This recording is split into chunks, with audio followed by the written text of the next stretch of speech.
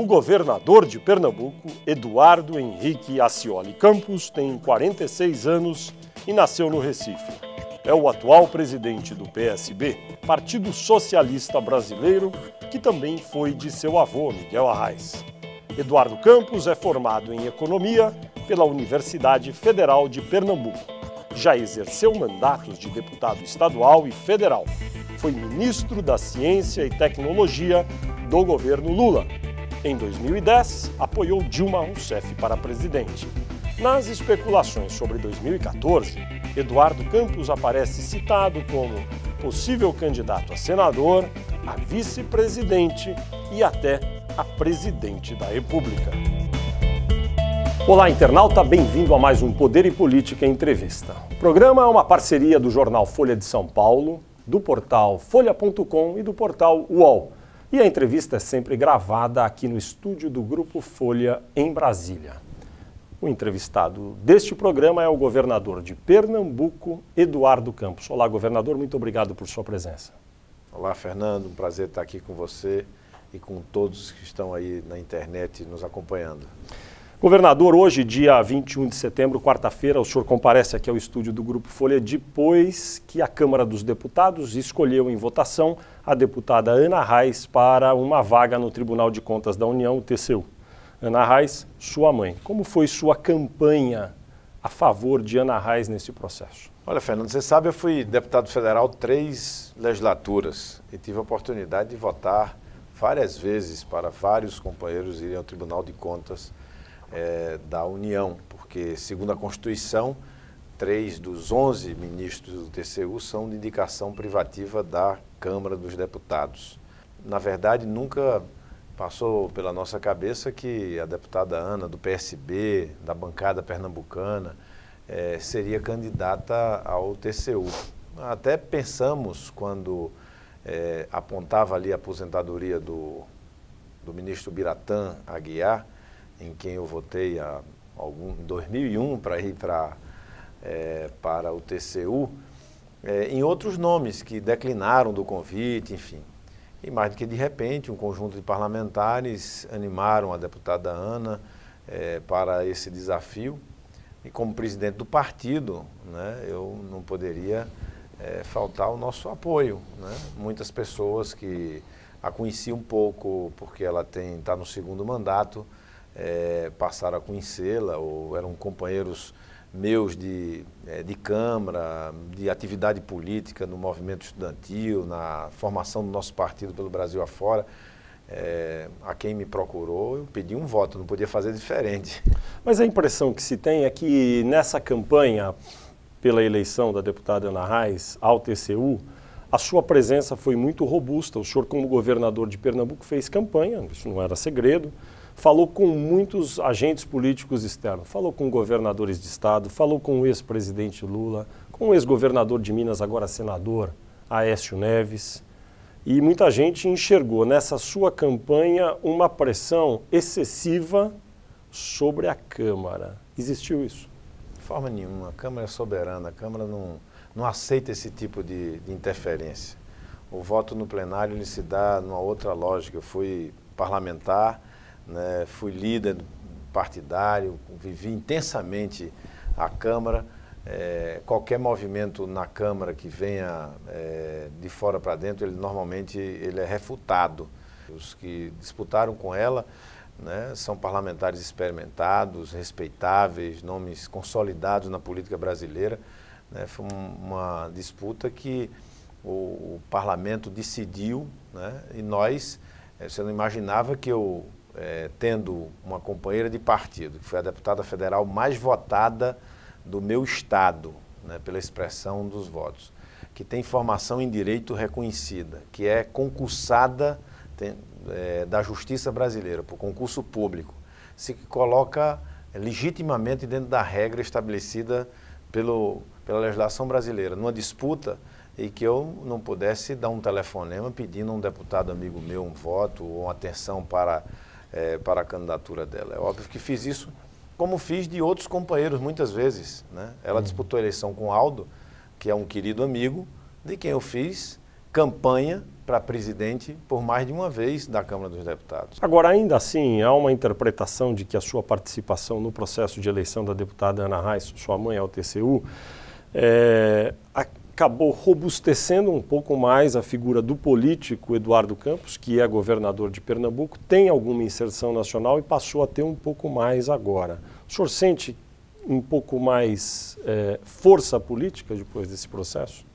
Não, de forma alguma. Isso não tem uma relação com o mundo da política cá fora do parlamento. Essa é uma discussão própria do parlamento brasileiro, né, para uma corte de contas, como se faz rotineiramente, né? Eu tive oportunidade, como disse há pouco, de diversas vezes apoiar candidatos, às vezes nem do meu partido, nem do meu conjunto político, mas que era próprio da dinâmica ali do parlamento, pessoas que demonstravam ter experiência, ter espírito público, ter formação, ter equilíbrio para ser julgador.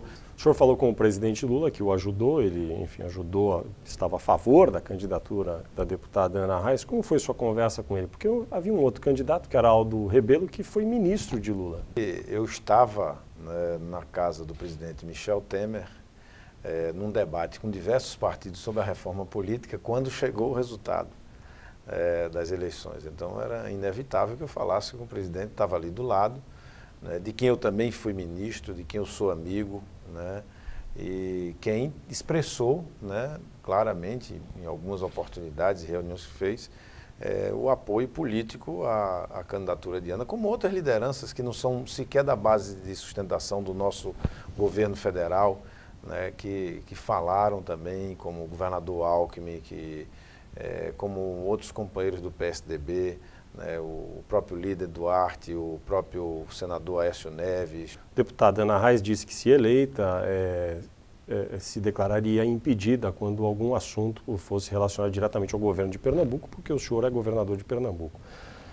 Não seria o caso de, no futuro, imaginar um TCU que fosse mais infenso à presença dos políticos lá, que a Câmara, o Senado e todos indicassem mais outro tipo de integrante para o TCU que não ex-integrantes do parlamento?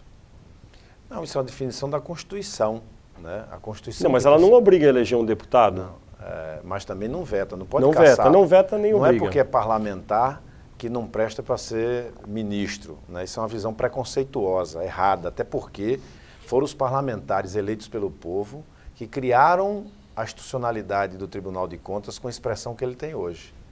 Não fossem os políticos, né, nós não teríamos Ministério Público, nós não teríamos Tribunal de Contas, nós não teríamos Polícia Federal enfrentando, como tem enfrentado, né, a corrupção, as mazelas do patrimonialismo.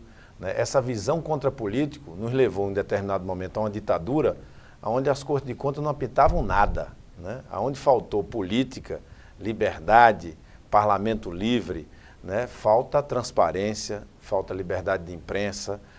Eu acho que essa visão de jogar preconceito sobre os políticos é uma visão completamente equivocada. Não, mas nesse caso específico é só a auditoria, não é? Não. Que a função do TCU é de auditar. Não. Como ele audita também o Congresso, não fica um pouco complicado? Porque pela lei, né, pela Constituição, o poder que cabe fiscalizar é o poder eleito pelo povo. Até porque esse poder também é fiscalizado pelo povo. O povo tira. Né? Quem vai para lá e faz errado, o povo saca na eleição seguinte. E muitas vezes o que passou simplesmente por um concurso, né, ele está ali permanentemente. O instrumento de retirar é muito mais. Hoje, esses órgãos têm uma equipe técnica muito consistente. Eu digo isso porque quando cheguei ao governo de Pernambuco, eu me vali para formar a nossa equipe de muitos técnicos do fisco, onde você tem carreiras e tem muita gente com capacidade, treinamento, formação, das procuradorias, né, tanto do Estado quanto nacionais, e muito do Tribunal de Contas, onde você tem técnicos de grande valor, onde a gente pode montar boas equipes. Esses técnicos, essa massa crítica que a instituição ganha, ela efetivamente tem uma grande importância para subsidiar, para lastrear decisões que são decisões do plenário, de quem vai para lá conhecendo o Brasil real, sabendo como é que é um município de 3.000 pessoas no Alto Sertão do Nordeste, em termos de equipe técnica para proceder uma licitação, para fazer um projeto, para prestar contas num balancete de lei de responsabilidade fiscal, ou seja, porque eu acho muito importante os órgãos de controle, muito, né? Até acho que é algo que a gente deve valorizar e muito, mas nós também precisamos no Brasil valorizar a formação dos gestores a nível, sobretudo, dos municípios, até porque a legislação hoje, para quem gere a coisa pública, né, o conjunto de regulamentos que existem, se você não treinar bem, né, o gestor e sua equipe, naturalmente esse gestor vai ter dificuldades. O senhor esteve hoje, nesta quarta-feira, numa reunião com o vice-presidente da República, Michel Temer, que aliás está exercendo a presidência agora com a não presença de Dilma Rousseff, que está em Nova York. Com o ex-presidente Lula, o tema foi reforma política. O que foi discutido e o que se decidiu? Avançar no financiamento público de campanha e, ao mesmo tempo, em regras do próprio sistema eleitoral, né, como a questão de coligações, por exemplo. Quem estava? Michel Temer, Lula? Não, estava a direção do PMDB, a direção do PSB, a direção do PDT, a direção do PCdoB, a direção do PDT. Né? E do PT também? Do PT também. E vamos seguir falando com outros partidos. Né? O que foi pactuado? O pactuado financiamento público, exclusivamente público, esse aqui é o que os partidos vão decidir nas suas direções, mas ali ficou claro de que a gente teria que fechar uma posição, aí cabe cada um levar para debater nas suas instâncias. No nosso caso já está resolvido, nós apoiamos o financiamento exclusivamente público, pactuado também que iríamos votar o relatório do Fontana, para que a discussão possa avançar, mesmo que tenhamos como temos divergências sobre alguns pontos do relatório do Fontana, mas dar prova de que há a possibilidade ainda de haver alguma reforma. E algo que surgiu, Fernando, e eu queria aqui destacar, é a necessidade de a gente olhar ao longe nessa questão, não querer fazer uma reforma política já para a próxima eleição, poder operar algumas mudanças dessa para daqui a 8 anos, outras para daqui a 12 anos, de maneira que a gente consiga retirar ao máximo aquela visão de quem vai votar, dizer isso aqui é bom ou ruim para mim que vou me submeter à próxima eleição. O senhor esteve com o ex-presidente Lula, conhece agora bem também a presidente Dilma. Qual é a diferença de atuação política entre Lula e Dilma? Dilma é sucessora de um mesmo projeto político e de um projeto... Mas eles têm diferenças? No país tem diferenças, claro. Quais o senhor apontaria? Não, tem diferença de caminhada, né, de estilo pessoal, mas o fundamental é que eles estão no mesmo projeto. Quem imaginar que vai colocar Dilma num projeto e Lula no outro, efetivamente eu acho que está imaginando errado, não vai conseguir. Claro que os estilos, a formação pessoal, a história de vida de cada um, né, tudo isso dá para a gente perceber diferenças, mas no fundamental, no que é objetivo, no que é essencial ao projeto político de país, eles vão estar juntos. Algum exemplo, assim, na forma de atuação prático, de diferença entre ambos, Lula e Dilma? O senhor nota? Não, a presidenta Dilma, ela tem mais um viés, vamos dizer, executivo, de quem cuidou 8 anos, inclusive, objetivamente da gestão no governo do presidente Lula. Ela nunca foi, assim, teve mandatos no parlamento, ou vida orgânica nos partidos, né? E isso tudo se percebe, né? O quanto um tem mais desenvoltura na articulação política, no diálogo com os dirigentes partidários, mas o fato objetivo é que eu tenho dito isso várias vezes, a presidenta Dilma tem saído melhor, a meu ver, como presidenta do que saiu como candidata, né? Eu tenho expressado em nome do nosso partido a ela a nossa solidariedade, né, com as decisões que ela tem tomado, com o equilíbrio que ela tem demonstrado. O senhor mencionou que ela era uma pessoa que sempre esteve mais dentro da gestão, do Estado e menos como política, porque não exerceu mandatos. Mas ela fez a nomeação do ministério dela e agora já teve 4 ministros que tiveram que sair por conta de suspeitas de alguma irregularidade. Ela não deveria ter tomado mais cuidado nessas nomeações? qualquer democracia do mundo, né, há mudanças de ministros, né? Isso, ela não vacilou quando foi chamada a tomar decisões. É isso que eu destaco. Está muito cedo ainda, 2014. Mas o melhor candidato do campo do governo hoje seria Lula ou Dilma?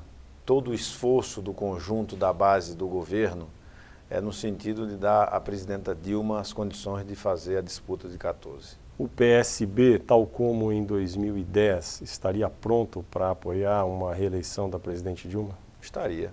Nós estamos na base, nós temos torcido pelo êxito do governo dela, temos sido parte da solução, não temos sido parte do problema. Temos todo o interesse de ajudá-la para que ela ajude o Brasil. Num momento tão complexo da vida mundial, nós temos 2 grandes blocos econômicos importantes para o Brasil, vivendo uma crise que, ao meu ver, não vai ser superada em questão de dias ou meses, como o que acontece hoje na Europa e nos próprios Estados Unidos da América, ainda consequência de 2008. E nós precisamos pensar o Brasil, pensar as futuras gerações, até para não vivermos os mesmos problemas que estão sendo enfrentados por esses blocos econômicos, né? Nós temos aí uma janela demográfica importante para tomar decisões importantes, para alavancar o investimento público, para investir em inovação, para dar competitividade à economia brasileira. E essa é uma temática que eu acho que deve vir para a mesa do debate brasileiro. Em que circunstâncias a presidente Dilma não poderia concorrer à reeleição? Eu não vejo, né?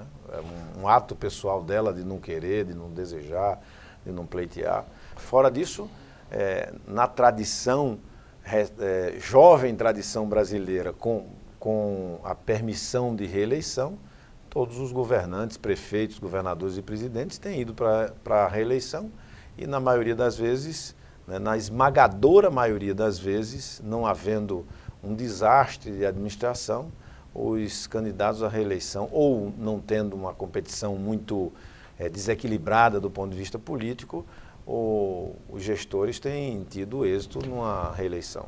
O senhor não pode ser candidato em 2014 à reeleição, porque já está no segundo mandato. Olhando para frente, o senhor tem desejo de continuar na carreira política em qual caminho?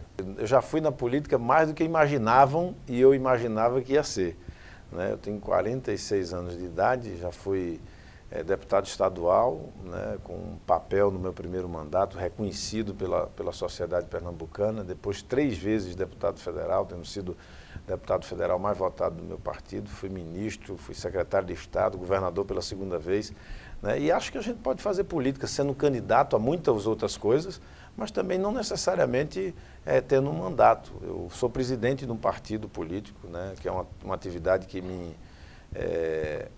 encanta muito, construir um partido. O senhor se sente qualificado para estar numa chapa presidencial no futuro? Eu não discuto isso, Fernando, sinceramente, porque eu acho que é tão longe 2014, né, que eu acho que até com respeito ao eleitorado e com respeito ao bom senso brasileiro, né, quem fica discutindo eleição 3 anos antes, discute, quando chega na eleição não consegue êxito.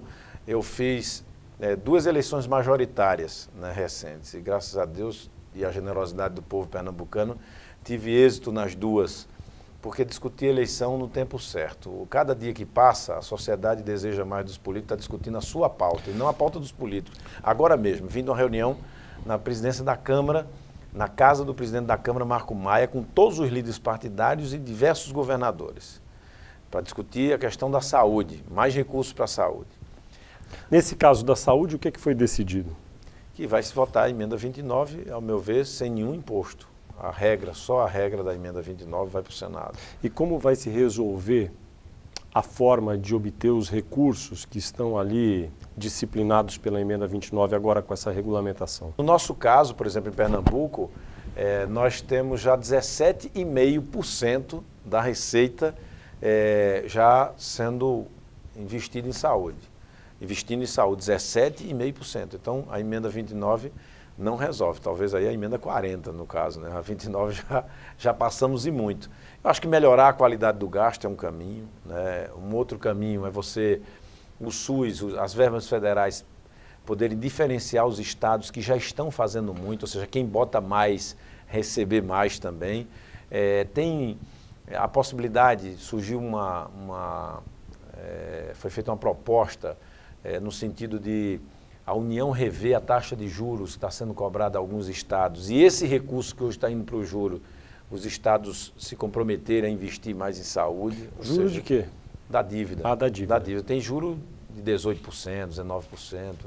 Enfim, se volta para a Selic, vários colegas seus governadores são favoráveis à criação de uma nova forma de arrecadação de tributo, a contribuição social, por exemplo, que está aí pensada, uma nova CPMF, Imposto do Cheque. O senhor acha que não deve ter isso de maneira nenhuma? Eu acho que não deve ter isso. O momento passou, era o momento do debate lá da CPMF, lá atrás, quando se tentou, e eu procurei ajudar isso, uma pactuação entre governo e oposição, e muitos da oposição ajudaram, para a gente cumprir o que era o discurso e não foi a prática, que era dinheiro do CPMF para a saúde. E na hora que fizeram a CPMF e não botaram 100% na saúde, se perdeu o link com a sociedade para defender o imposto do cheque para a saúde. Essa proposta que apareceu de reduzir o juro cobrado pela União dos Estados sobre as dívidas, apareceu agora nessa reunião de hoje ou é algo que já existia e hoje se consolidou? Não, essa proposta já estava na pauta dos governadores com a presidenta já há uns 5 meses. Hoje é que se falou, o governador do Mato Grosso falou, o Sival, no sentido de vincular, se vier a reduzir, que esse dinheiro seja bloqueado para uso na saúde. Houve um certo consenso em torno dessa proposta para levar ao governo... E o presidente Marco Maia disse que iria criar uma comissão para se debater novas fontes de financiamento, não necessariamente criando novos impostos. Pode-se ter recursos no próprio orçamento da União, né, mecanismos outros de financiamento que já conste do próprio orçamento da União. Quem vai vocalizar essa proposta agora para o Ministério da Fazenda a partir de agora? Ficou alguém designado para fazer isso? Eu acredito que a emenda 29 ela vai ter curso normal, isso é uma decisão que vai caber Câmara ao Parlamento. Senado. Câmara e Senado, sem se tratar de imposto. Em paralelo a isso, há uma frente nacional da saúde muito articulada, suprapartidária, com gente de grande expressão no parlamento. E com essa ideia do presidente Marco Maia de criar uma comissão, acho que todas essas pessoas, que sejam governadores, prefeitos, movimento da saúde pública no Brasil, vão ter a oportunidade de trazer uma sugestão como essa que foi feita. O senhor diria que essa hoje é a mais, vamos dizer, exequível ou não? Eu acho que essa é mais exequível, porque não é justo também que os estados mais pobres do Brasil estejam pagando o dobro da Selic ao governo federal. Quer dizer, o governo federal se financia a 11, né, e cobre 19, né, na intermediação financeira que tem feito com os estados. Queria voltar ao tema de 2014. Ciro Gomes pertence ao PSB. Ele já foi candidato a presidente 2 vezes e ainda continua a ter aspirações. Que papel terá Ciro Gomes em 2014? Ele pode voltar a ser candidato pelo PSB? Ciro é um grande quadro da política brasileira, um talento, alguém com grande capacidade técnica, né, um brasileiro honrado, né, que nos honra muito tê-lo como teu governador Cid no nosso partido, nos ajudando a caminhar. E ele terá, sempre que o Brasil fizer um debate sobre o Brasil, Ciro terá um papel importante e estratégico dentro do partido e além das fronteiras do partido. Mas como candidato a presidente? Eu acho que hoje é precipitado dizer que vamos ter um candidato a presidente. Nós somos parte de uma base, de uma presidenta que pode ir à reeleição.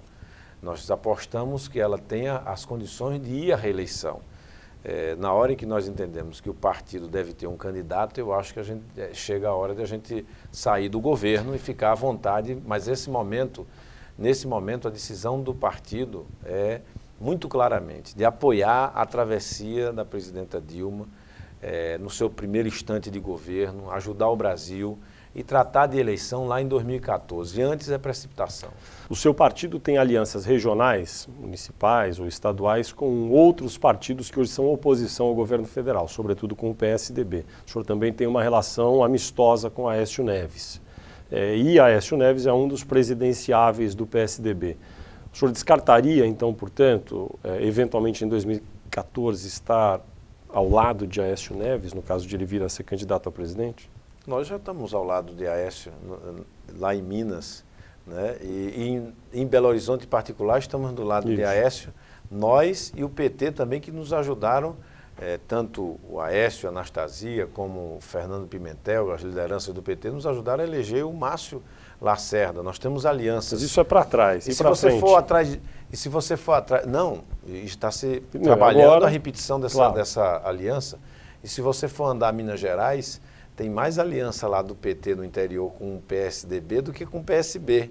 Como tem também em outros estados, né? No meu estado, por exemplo, existe esse tipo de aliança. Mas Aécio Neves 2014? 2014 não chegou ainda, para a gente estar discutindo 2014 agora. Eu faço parte de um conjunto de força na política brasileira. E Aécio, que é meu amigo, de quem fui colega na Câmara, tive a oportunidade de votar nele para presidente da Câmara, fazer sua campanha. Ele foi um grande presidente da Câmara, que cumpriu os compromissos que assumiu, inclusive com a oposição, a própria Comissão de Participação Popular, que era a sugestão da Erundina para ele, para apoiá-lo, ele cumpriu e honrou, e a primeira presidenta foi a Erundina. Nós temos uma relação muito boa, né? Nós somos amigos a despeito da política. Ele hoje está na oposição, eu estou no governo, ele está bem na oposição, eu estou bem no governo. O PSB, o seu partido e o senhor, se não ajudaram propriamente, não atrapalharam nem de longe a criação do PSD, partido que aí está sob o comando do prefeito de São Paulo, Gilberto Kassab, essa nova legenda. Há indicação de que o partido de Kassab formado, dentro do Congresso haverá uma aliança, PSB-PSD. Isso é um fato já? Não, o processo está acontecendo ainda de consolidação do partido. Eu fui colega do Kassab aqui no Congresso Nacional, né? Temos parcerias do PSD com o PSB em diversos estados e também do PSB com o PSD em outros tantos. É fato também essa parceria que ele tem com estados com o próprio PT, em outros com o próprio PSD. Mas poderia ser feito um bloco na Câmara? Não discutimos isso ainda, não houve esse debate. O senhor vê com bons olhos? Esse debate caberá à Câmara fazer, não cabe a mim. Né, mas como presidente do partido, o senhor acha que é um bom aliado? Eu acho que é um bom aliado em vários estados será um bom aliado nosso. Mas a dinâmica do parlamento vai caber às nossas bancadas decidir. Uma vez consolidado, o PSD será o 28º partido político brasileiro com registro no TSE. São muitos partidos e as alianças são variadas também. O PSB faz alianças com um arco grande de partidos. Isso não confunde a cabeça do eleitor? Olha, na verdade nós temos uma democracia muito recente, Fernando. Às vezes a gente fica querendo ter o mesmo padrão nos partidos, importando de situações completamente distintas da nossa, de países que têm 100 anos, 200 anos, né, de estrutura partidária. Eu acho que a gente já avançou muito, né, para um país que tem hoje o mais largo período democrático e só faz 22 anos que a gente elege um presidente da República, né? Veja um jovem de 22 anos. Quando eu tinha 22 anos, eu achava que tinha a maior maturidade do mundo, que já tinha acabado minha formação superior, achava que conhecia muita coisa. E hoje eu vejo o quanto eu não conhecia, o quanto eu tinha de imaturidade, o quanto eu tinha ainda para aprender. Você imagina, a nossa democracia é isso, nós temos muito que aprender.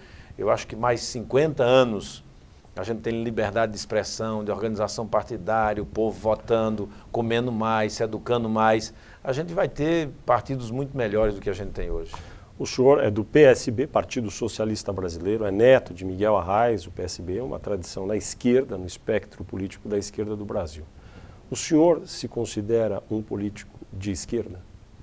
Me considero um político de esquerda, sim. Até porque essa foi minha formação, minha caminhada. Agora, o que é ser de esquerda hoje? É a mesma coisa que ser de esquerda no início do século passado na União Soviética? Né? Não é. Quer dizer, o mundo mudou, a relação do trabalho se alterou.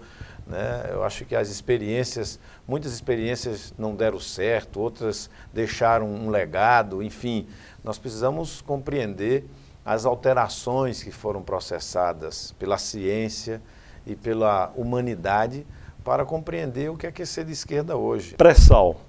qual vai ser a melhor forma de partilha dos recursos do petróleo, do pré-sal, e como vai se chegar a esse acordo? Bom senso e equilíbrio. Bom Mas senso, é o que está faltando. Bom senso, por isso que a gente tem que colocar. Bom senso para compreender que não dá para tirar de quem já tem ali aquela receita, né? Ou seja, não dá para você chegar num estado que tem hoje sua previdência praticamente lastreada com esses recursos, e dizer assim, amanhã você não vai ter. Não é assim, né? Bom senso para saber que nós não vamos poder rasgar contrato, porque esse é um valor que o Brasil tem consolidado ao longo de governos. O governo Fernando Henrique cuidou disso, do presidente Fernando Henrique, o governo do presidente Lula cuidou disso, o governo da presidenta Dilma tem cuidado disso. O senhor imagina um acordo próximo ou falta muito ainda? Eu acho que a gente está mais próximo, mas muito mais próximo de um acordo do que o ano passado, quando o calor da eleição esquentou muito o debate. A Pernambuco interessa a partilha por igual para todos os estados ou aquela que preserva os estados produtores? Olha, nós temos que sentar na mesa para fazer um acordo. Eu não posso sentar na mesa para fazer um acordo com você achando que eu vou impor o meu desejo. Então, para fazer o acordo, nós já temos 3 estágios. O primeiro estágio é o que está rodando hoje em termos de exploração de petróleo. Um outro estágio é aquilo que vai rodar no futuro sobre as novas regras. E aqui no meio está aquilo que já foi concedido, mas não rodou. Né? Temos 3 estágios.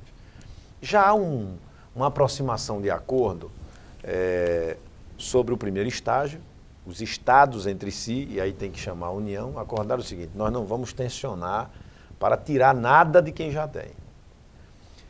Ao mesmo tempo, quem é chamado produtor acorda que no futuro, o que vai ser concedido, a gente topa uma regra mais paritária possível, ou seja, não é 100% paritária, mas seria quase, ou seja, todos seriam tratados iguais. Aonde é que está o nó? Aonde é que está o problema?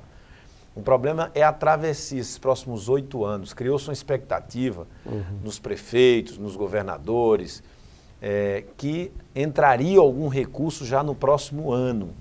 E não tem esse recurso se alguém não abrir mão. A União, que dizia não, já admitiu abrir mão de alguma coisa. Nós temos que abrir mão da pedida também, ou seja, pedir um pouco menos nessa transição. Agora, restam os ajustes para acertar esse tempo de transição e a gente evitar que esse processo vá para a justiça, porque é ruim para a justiça, vai ser ruim para as partes e eu acho que seria ruim para o Brasil. Um cronograma exequível para chegar a esse acordo seria quanto tempo, o senhor até acha? Dia 5 de outubro, né, porque já se adiou várias vezes essa votação.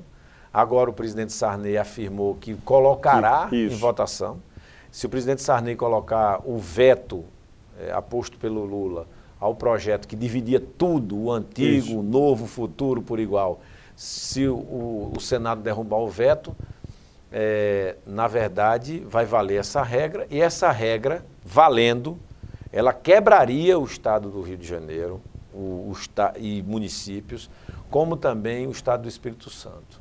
Óbvio que esses governantes irão à justiça e terão uma possibilidade, aí é 50% e 50%, pode ser sim ou não, mas terá uma possibilidade enorme de ter uma decisão suspendendo. E aí quando é que se resolve isso? Quem queria 100 vai ter 0.